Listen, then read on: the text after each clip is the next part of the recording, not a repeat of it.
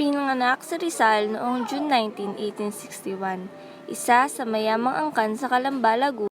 Ikapito siya sa 11 anak ng mag-asawang Francisco Mercado Rizal and Teodora Alonzo Yolanda. Bininyagan siya sa simbahang Katoliko noong Hunyo 22, 1861 ni Padre Rufino Colantes, isang Batanggenyo. Ang kanyang ninong ay si Padre Pedro Casañas, isang taga-Calamba.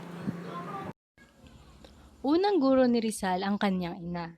Ito ang nagmulat sa kanyang isipan ng mga reliyosong gawain tulad ng pagdarasal at pagsisimba, mga gawaing bahay, alpabeto, na kanyang natutunan nang siya ay 3 taong gulang pa lamang, at iba't ibang pangalan ng mga halaman at puno na matatagpuan sa kanilang bahay. Ang pag-aaral naman ni Jose Rizal sa Ateneo. Ang orihinal na plano ng kanyang ama ay siya ay mag-aral sa letran, subalit nabago ang isip nito. Hindi natanggap si Rizal sa Ateneo dahil siya ay huli na sa talaan at maliit para sa kanyang edad. Hindi rin siya nakapasa sa pagsusulit sa Ateneo. Meron lamang silang kakilanan si Padre Burgos na dahilan para siya ay makapasok dito. Mga karangalan na nakuha ni Rizal sa Ateneo. Nag-aral si Rizal sa Ateneo Municipal de Manila, isang eskwelahan na pinamamalakaran ng mga Jesuit. Doon ay natanggap ni Rizal ang Bachelor in Artes o Bachelor of Arts sa wikang Ingles noong Marso 14, 1877 at pinarangalan bilang sobresaliente. Pag-aaral ni Rizal sa Universidad ng Santo Tomas.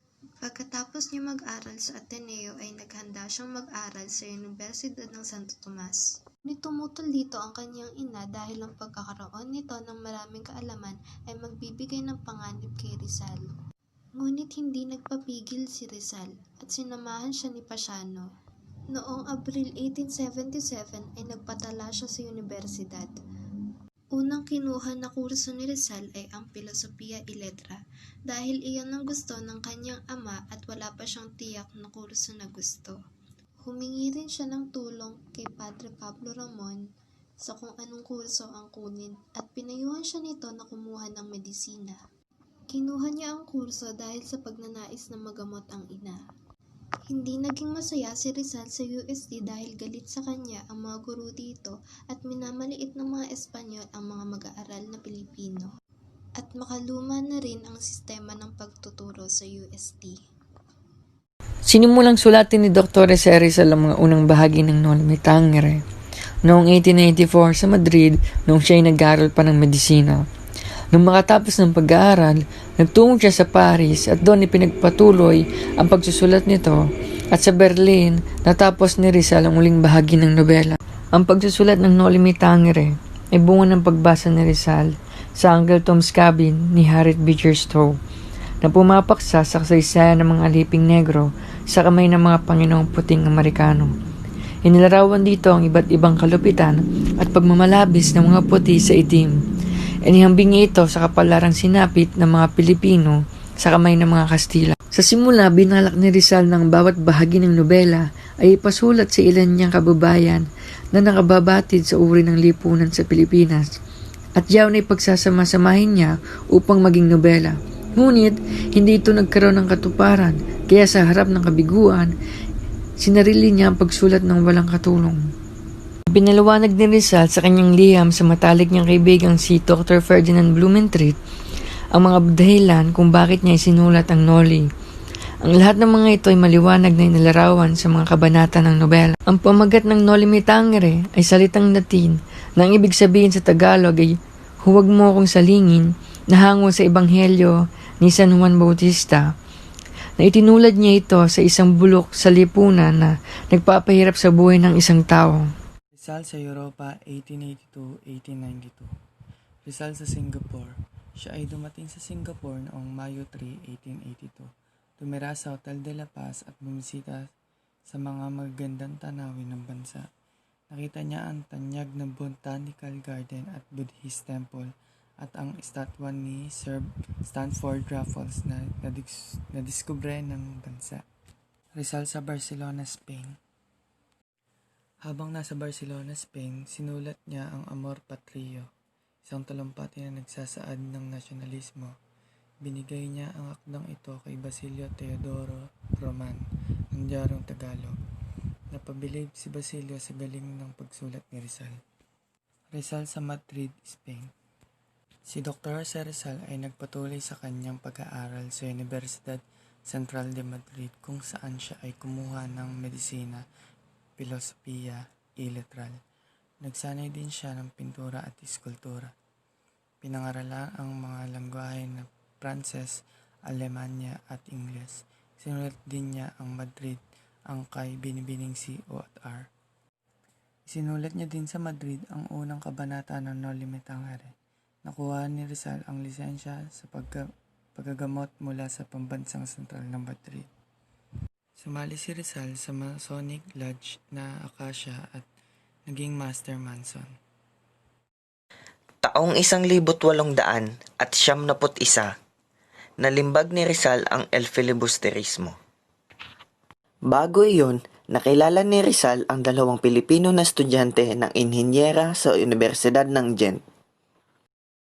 At nakilala niya sina Jose Alejandrino at Edelberto Evangelista. Nanirahan si Rizal sa isang mumurahing paupahan at nakasama niya si Jose Alejandrino na nakapunan ng kanyang labis na katipiran. Sa pagdating ni Rizal sa Ghent ay naghanap siya ng pinakamurang bahay palimbagan para sa kanyang nobelang El Filibusterismo at kanyang natagpuan ang palimbagang F. Meyer van Loo Press sa daan ng Vianderen na handang maglathala ng nobela sa pamamagitan ng pagbabayad ng hulugan. Sa ganitong kagipitan ay halos kanyang itapo ng manuskrito ng El Filibusterismo sa apoy.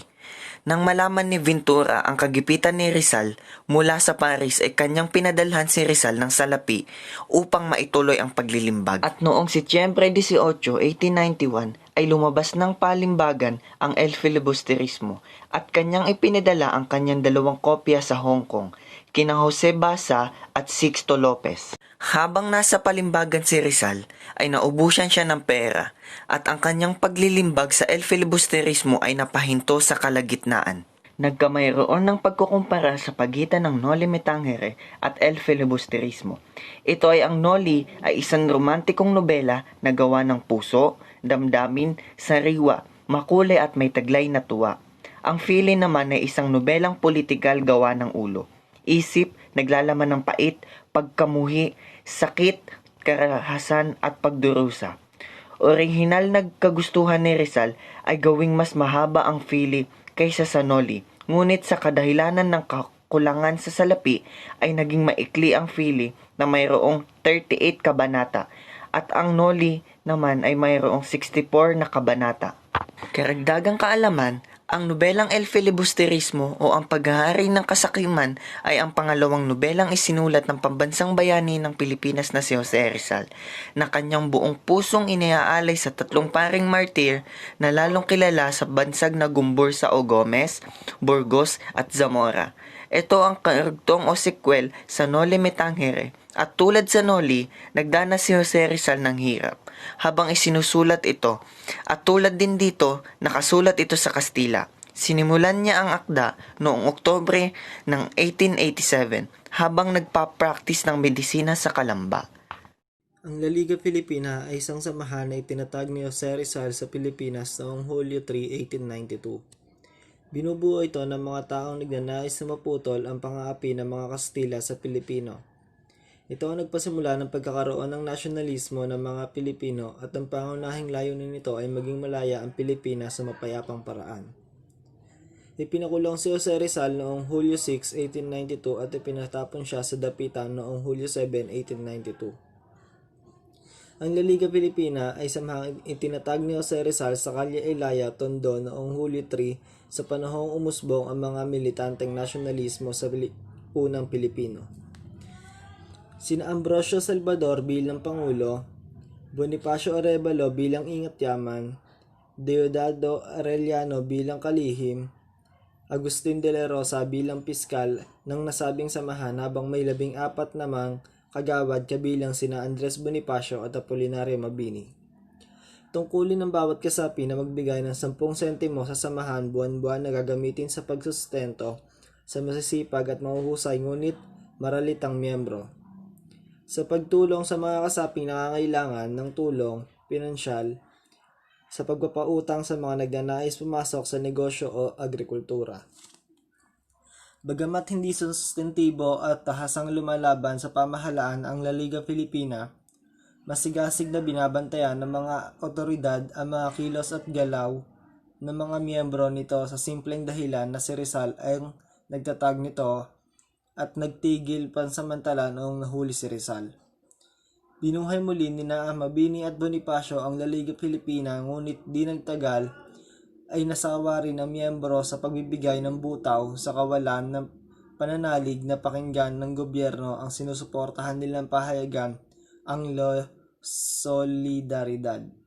Ikalawang pagbabalik ni Dr. Rizal sa Pilipinas. Noong Hunyo 26, 1892, nagbalik si Dr. Rizal sa Maynila kasama ang kanyang kapatid na si Lucia at tumigil sila sa Hotel de Oriente. Nang dumating ang hapon, sila ay nagtungo sa Malacanang upang makipagkita sa Gobernador General, ngunit wala roon ang kanilang sadya at pinabalik na lamang sila ng gabi. Pagkabalik niya ay nakausap niya si Despujol. Kinabukasan, sumakay si Rizal ng tren at dinalaw ang kanyang mga kaibigan sa Malolos, Bulacan, San Fernando, Pampanga, Tarlac at Bacolor, Pampanga. Ang kanyang mga paglalakbay ay sinusundan ng mga Espanyol at mga bahay na kanyang binisita. Pagkatapos ng ilang araw ay sinalakay ng mga kawal Espanyol. Sa mga sumunod na araw ay muling nakipagkita si Rizal kay Despujol